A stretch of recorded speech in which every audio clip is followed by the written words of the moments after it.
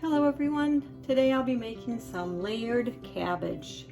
This is almost like making stuffed cabbage, but you don't have to stuff them. We're going to layer them in a pan. For that I will need cabbage. What I did is I had sour cabbage, which I just cleaned my big container, and I wanted to use it up. So I have 6 cups of sour cabbage that we made ourselves. And to that, first of all, to that I'm gonna need 1 small onion and 4 small cloves of garlic like this, or 2 large ones. We are gonna cook the onions with the garlic, the spices, and for the spice I have 2 tablespoons of parsley, 1 teaspoon of dill, and 1 teaspoon of oregano. I'm also going to add a little bit of onion powder and garlic powder to this. Not much, but a little bit. No salt to the cabbage because the cabbage has been is sauerkraut, and it should have enough salt, but we'll taste for that. For the stuffing, or the next layer, it will be TVP. You've heard me talk about TVP. This is a textured vegetable protein that I'm using. It's really good. And for that, 1 onion again, and 4 cloves of garlic that I've chopped. The TVP, I have 1½ cups of TVP that I soaked in water, and what it does is it swells up, so it becomes 2 cups of water. But I will try to squeeze the water out of it when I do cook it, and I'll show you that next.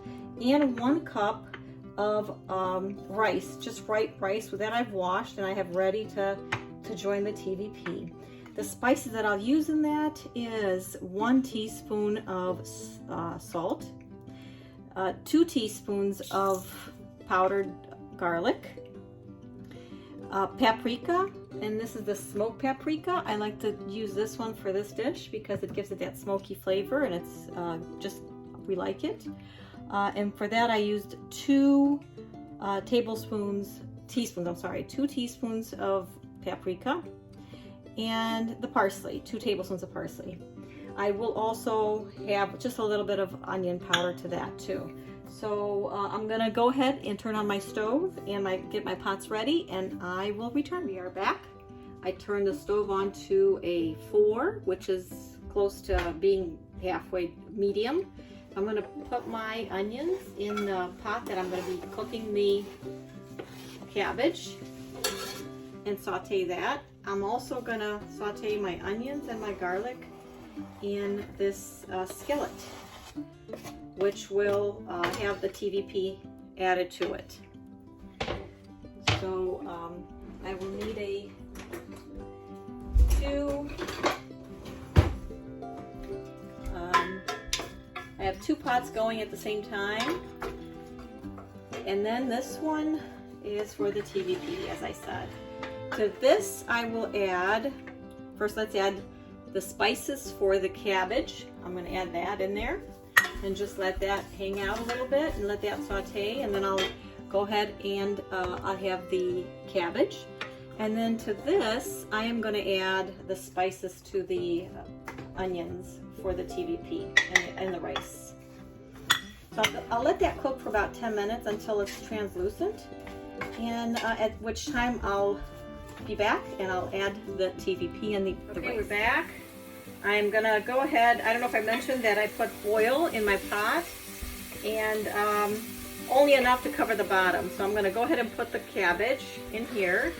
It's not gonna cook a whole lot because I will also bake it in the oven, all of it together.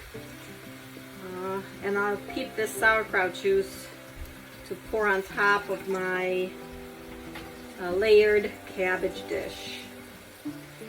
Now the TVP, I've soaked it, as I said, I soaked it in water, and it hydrated back up, so 1½ cups is now 2 cups, and it's also, I squeezed the water out. So, and keep in mind that TVP will acquire whatever taste you add to it. So it's going to acquire all the taste and spices that I've added in here that we talked about. So here's the TVP. It doesn't have to cook a whole lot because this will just acquire, as I said, the taste of whatever you add, the garlic, the spices. To this I'm going to add also the rice. Nothing's going to get cooked all the way through in here. It will be cooked in the oven. So I'm just getting everything prepared to layer it and get it ready to put in the oven. So this is an easy dish to make. If you don't have sauerkraut, you can use cabbage, just regular cabbage, and cook the cabbage as I just cooked it. You would cut it up and use it the same way. Or if you're not a vegan eater and you like to eat meat, add your meat to this. You can add turkey, beef, pork, whatever you like. It's your decision. Now on the salt, nothing here was salted except for the 2 teaspoons that I put in. You might want to check it out and see if that's enough for your liking. For me, it's plenty. I always like to add it in my dish if I need it, just because some people don't like to eat with a lot of salt. As I said prior, I'm going to add some onion powder, and I'm just going to sprinkle some on top of the cabbage, and some on top of the TVP with the mixture here with the rice. My next step will be when it's ready to be layered, so I will return. I'm back sooner than I thought because I am going to add some water, and I'm going to add about a cup of water here as this is cooking a little bit to get it ready, and then a cup to the cabbage. Hold on 1 second. Because as it's cooking a little bit on the stove to get all the taste to combine, I don't want it to catch on the bottom of the pot, and we want it to cook nicely. So yes, everything will probably need about 25 minutes for this, and then we'll be ready to assemble everything and show you how we do it. I'm going to turn on my oven also to 350 at this time. We are back, and I am ready to assemble the dish. So here's my cabbage. It's been cooking. Now you don't want to cook it all the way, as I said. So I'm just going to layer it. I'm going to put a layer of cabbage on the bottom. And then I'm going to go on and put the TVP in the middle and finish it off with the last layer of cabbage on top.